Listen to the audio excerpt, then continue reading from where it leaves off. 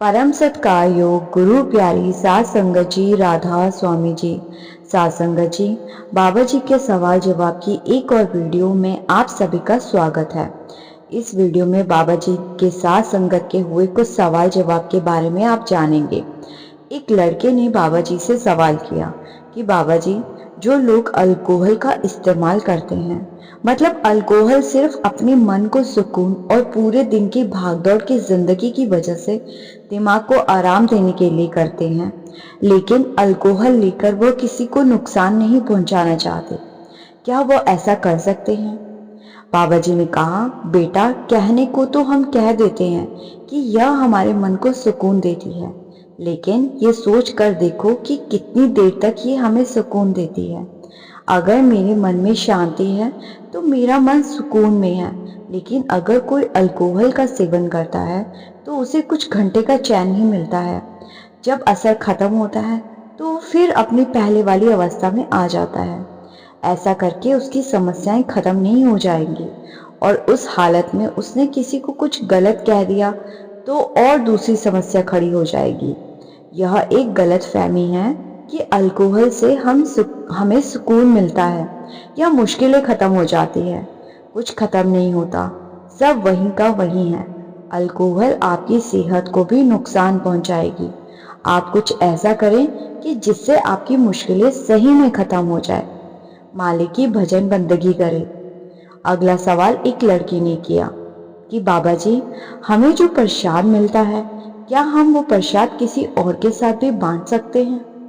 बाबा जी ने कहा, जी आप बिल्कुल बांट सकते हैं, लेकिन जिसके साथ प्रसाद बांट रहे हो उसे उस प्रसाद की कद्र भी होनी चाहिए। अगर वह उसकी कद्र नहीं करता तो प्रसाद के कोई मायने नहीं रह जाएंगे। प्रसाद की असली कीमत तो वही जानता है जिसे प्रसाद दिया गया है। फिर लड़के ने कहा कि बाबा जी, अगर प्रसाद जमीन पर गिर जाए तो क्या हमें उठाकर खा लेना चाहिए? बाबा जी ने कहा, जरूर, इसमें कोई बड़ी बात नहीं है।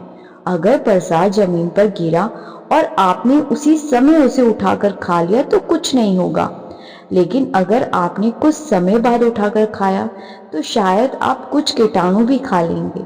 इसीलिए अगर प्रसाद गिरे तो उसी समय उठाएं, थोड़ी देर में नहीं।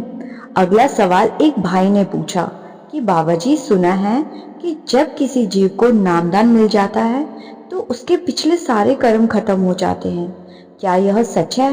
बाबा जी ने कहा, बेटा, जब हम सत्संगी बन जाएंगे तो हम इन सब चीजों से ऊपर उठ जाएंगे। हम सोचते हैं कि हम नाम लेकर सत्संगी बन गए। नाम लेकर कोई सत्संगी नहीं बन जाता। नाम लेकर तो हमने सत्संगी बनने की अपने मन की इच्छा सामने रखी है। सत्संगी का मतलब है सत्य का संग।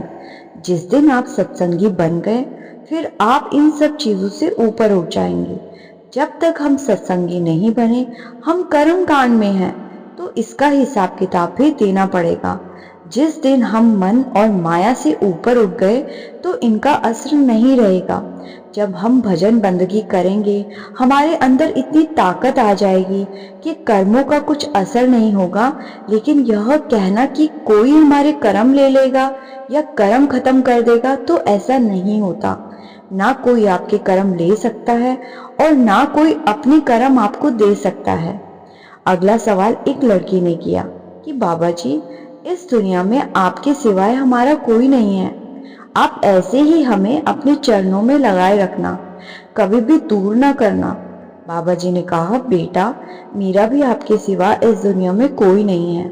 अगर शिष्य होगा तो ही गुरु बनेगा, शिष्य नहीं होगा तो गुरु कैसे कहलाएगा? तो बेटा, यह रिश्ता तो दोनों तरफ से होता है। साथ संगत जी, ये थे कुछ सवाल जवाब। वीडियो अच्छा लगा तो ज़्यादा से ज़्यादा शेयर कीजिए और चैनल पर पहली बार आए हैं तो सब्सक्राइब ज़रूर कीजिएगा। गुरु प्यारी सात संगत जी, राधा स्वामी जी।